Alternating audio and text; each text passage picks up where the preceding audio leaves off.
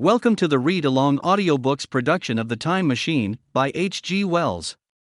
This video includes all of the chapter's original text, so that you can read along with the audio. Please remember to subscribe with the notification bell turned on, so you will be notified whenever we post a new audiobook. The Time Machine by H.G. Wells. Chapter 10. When night came. Now, indeed, I seemed in a worse case than before. Hitherto, except during my night's anguish at the loss of the time machine, I had felt a sustaining hope of ultimate escape, but that hope was staggered by these new discoveries. Hitherto I had merely thought myself impeded by the childish simplicity of the little people, and by some unknown forces which I had only to understand to overcome, but there was an altogether new element in the sickening quality of the Morlocks as something inhuman and malign. Instinctively I loathed them. Before, I had felt as a man might feel who had fallen into a pit. My concern was with the pit, and how to get out of it. Now I felt like a beast in a trap, whose enemy would come upon him soon. The enemy I dreaded may surprise you. It was the darkness of the new moon. Weena had put this into my head by some at first incomprehensible remarks about the dark nights. It was not now such a very difficult problem to guess what the coming dark nights might mean. The moon was on the wane. Each night there was a longer interval of darkness. And I now understood to some slight degree at least the reason of the fear of the little upper world people for the dark. I wondered vaguely what foul villainy it might be that the Morlocks did under the new moon. I felt pretty sure now that my second hypothesis was all wrong. The upper world people might once have been the favored aristocracy, and the Morlocks their mechanical servants, but that had long since passed away. The two species that had resulted from the evolution of man were sliding down towards, or had already arrived at, an altogether new relationship. The Eloi, like the Carolingian kings, had decayed to a mere beautiful futility. They still possessed the earth on sufferance, since the Morlocks, subterranean for innumerable generations, had come at last to find the daylit surface intolerable. And the Morlocks made their garments, I inferred, and maintained them in their habitual needs, perhaps through the survival of an old habit of service. They did it as a standing horse paws with his foot, or as a man enjoys killing animals in sport, because ancient and departed necessities had impressed it on the organism. But, clearly, the old order was already in part reversed. The nemesis of the delicate ones was creeping on apace. Ages ago, thousands of generations ago, man had thrust his brother man out of the ease and the sunshine.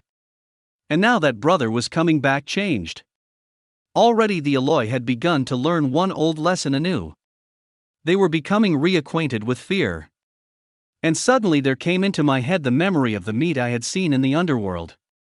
It seemed odd how it floated into my mind, not stirred up as it were by the current of my meditations, but coming in almost like a question from outside.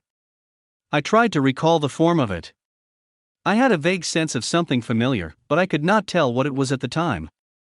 Still, however helpless the little people in the presence of their mysterious fear, I was differently constituted. I came out of this age of ours, this ripe prime of the human race, when fear does not paralyze and mystery has lost its terrors. I at least would defend myself.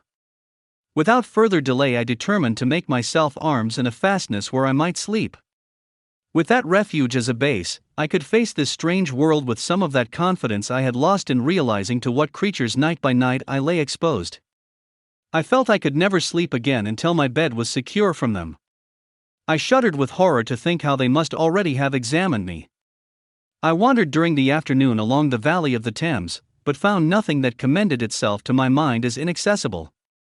All the buildings and trees seemed easily practicable to such dexterous climbers as the Morlocks, to judge by their wells, must be. Then the tall pinnacles of the palace of green porcelain and the polished gleam of its walls came back to my memory, and in the evening, taking Weena like a child upon my shoulder, I went up the hills towards the southwest. The distance, I had reckoned, was 7 or 8 miles, but it must have been nearer 18. I had first seen the place on a moist afternoon when distances are deceptively diminished. In addition, the heel of one of my shoes was loose, and a nail was working through the sole. They were comfortable old shoes I wore about indoors so that I was lame. And it was already long past sunset when I came in sight of the palace, silhouetted black against the pale yellow of the sky. Weena had been hugely delighted when I began to carry her, but after a while she desired me to let her down, and ran along by the side of me, occasionally darting off on either hand to pick flowers to stick in my pockets. My pockets had always puzzled Weena, but at the last she had concluded that they were an eccentric kind of vases for floral decoration. At least she utilized them for that purpose. And that reminds me. In changing my jacket I found. The time traveler paused, put his hand into his pocket, and silently placed 2 withered flowers, not unlike very large white mallows, upon the little table. Then he resumed his narrative. As the hush of evening crept over the world and we proceeded over the hill crest towards Wimbledon, Weena grew tired and wanted to return to the house of grey stone. But I pointed out the distant pinnacles of the palace of green porcelain to her, and contrived to make her understand that we were seeking a refuge there from her fear. You know that great pause that comes upon things before the dusk? Even the breeze stops in the trees. To me there is always an air of expectation about that evening stillness. The sky was clear, remote, and empty save for a few horizontal bars far down in the sunset. Well, that night the expectation took the color of my fears. In that darkling calm my senses seemed preternaturally sharpened. I fancied I could even feel the hollowness of the ground beneath my feet, could, indeed, almost see through it the Morlocks on their anthill going hither and thither and waiting for the dark. In my excitement I fancied that they would receive my invasion of their burrows as a declaration of war. And why had they taken my time machine? So we went on in the quiet, and the twilight deepened into night. The clear blue of the distance faded, and one star after another came out. The ground grew dim and the trees black. Weena's fears and her fatigue grew upon her. I took her in my arms and talked to her and caressed her. Then, as the darkness grew deeper, she put her arms round my neck and, closing her eyes, tightly pressed her face against my shoulder. So we went down a long slope into a valley, and there in the dimness I almost walked into a little river. This I waded, and went up the opposite side of the valley, past a number of sleeping houses, and by a statue of fawn, or some such figure, minus the head. Here too were acacias. So far I had seen nothing of the Morlocks, but it was yet early in the night, and the darker hours before the old moon rose were still to come. From the brow of the next hill I saw a thick wood spreading wide and black before me. I hesitated at this. I could see no end to it, either to the right or the left. Feeling tired, my feet, in particular, were very sore. I carefully lowered Weena from my shoulder as I halted, and sat down upon the turf. I could no longer see the palace of green porcelain, and I was in doubt of my direction. I looked into the thickness of the wood and thought of what it might hide. Under the dense tangle of branches one would be out of sight of the stars. Even were there no other lurking danger, I did not care to let my imagination loose upon. There would still be all the roots to stumble over, and the tree boles to strike against. I was very tired too, after the excitements of the day, so I decided that I would not face it, but would pass the night upon the open hill. Weena, I was glad to find, was fast asleep. I carefully wrapped her in my jacket, and sat down beside her to wait for the moonrise. The hillside was quiet and deserted, but from the black of the wood there came now and then a stir of living things. Above me shone the stars, for the night was very clear. I felt a certain sense of friendly comfort in their twinkling. All the old constellations had gone from the sky, however. That slow movement which is imperceptible in 100 human lifetimes had long since rearranged them in unfamiliar groupings. But the Milky Way, it seemed to me, was still the same tattered streamer of stardust as of yore. Southward, as I judged it, was a very bright red star that was new to me. It was even more splendid than our own green Sirius. And amid all these scintillating points of light one bright planet shone kindly and steadily like the face of an old friend. Looking at these stars suddenly dwarfed my own troubles and all the gravities of terrestrial life. I thought of their unfathomable distance, and the slow inevitable drift of their movements out of the unknown past into the unknown future. I thought of the great precessional cycle that the pole of the earth describes. Only 40 times had that silent revolution occurred during all the years that I had traversed. And during these few revolutions all the activity, all the traditions, the complex organizations, the nations, languages, literatures, aspirations, even the mere memory of man as I knew him, had been swept out of existence. Instead were these frail creatures who had forgotten their high ancestry, and the white things of which I went in terror. Then I thought of the great fear that was between the two species, and for the first time, with a sudden shiver, came the clear knowledge of what the meat I had seen might be. Yet it was too horrible. I looked at little Weena sleeping beside me, her face white and star-like under the stars, and forthwith dismissed the thought.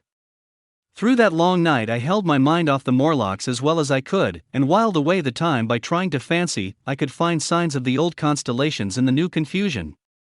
The sky kept very clear, except for a hazy cloud or so. No doubt I dozed at times. Then, as my vigil wore on, came a faintness in the eastward sky, like the reflection of some colorless fire, and the old moon rose, thin and peaked and white. And close behind, and overtaking it, and overflowing it, the dawn came, pale at first, and then growing pink and warm. No Morlocks had approached us. Indeed, I had seen none upon the hill that night. And in the confidence of renewed day it almost seemed to me that my fear had been unreasonable. I stood up and found my foot with the loose heel swollen at the ankle and painful under the heel, so I sat down again, took off my shoes, and flung them away. I awakened Weena, and we went down into the wood, now green and pleasant instead of black and forbidding. We found some fruit wherewith to break our fast. We soon met others of the dainty ones, laughing and dancing in the sunlight as though there was no such thing in nature as the night. And then I thought once more of the meat that I had seen. I felt assured now of what it was, and from the bottom of my heart I pitied this last feeble rill from the great flood of humanity. Clearly, at some time in the long ago of human decay the Morlocks' food had run short. Possibly they had lived on rats and such like vermin. Even now man is far less discriminating and exclusive in his food than he was far less than any monkey. His prejudice against human flesh is no deep-seated instinct. And so these inhuman sons of men. I tried to look at the thing in a scientific spirit. After all, they were less human and more remote than our cannibal ancestors of 3,000 or 4,000 years ago. And the intelligence that would have made this state of things a torment had gone. Why should I trouble myself? These Eloi were mere fatted cattle, which the ant-like Morlocks preserved and preyed upon, probably saw to the breeding of. And there was Weena dancing at my side. Then I tried to preserve myself from the horror that was coming upon me, by regarding it as a rigorous punishment of human selfishness. Man had been content to live in ease and delight upon the labors of his fellow man, had taken necessity as his watchword and excuse, and in the fullness of time necessity had come home to him. I even tried a Carlyle-like scorn of this wretched aristocracy in decay. But this attitude of mind was impossible. However great their intellectual degradation, the Eloi had kept too much of the human form not to claim my sympathy, and to make me perforce a sharer in their degradation and their fear. I had at that time very vague ideas as to the course I should pursue. My first was to secure some safe place of refuge, and to make myself such arms of metal or stone as I could contrive. That necessity was immediate.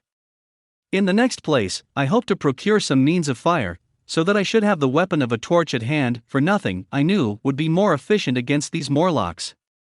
Then I wanted to arrange some contrivance to break open the doors of bronze under the White Sphinx. I had in mind a battering ram. I had a persuasion that if I could enter those doors and carry a blaze of light before me I should discover the time machine and escape. I could not imagine the Morlocks were strong enough to move it far away.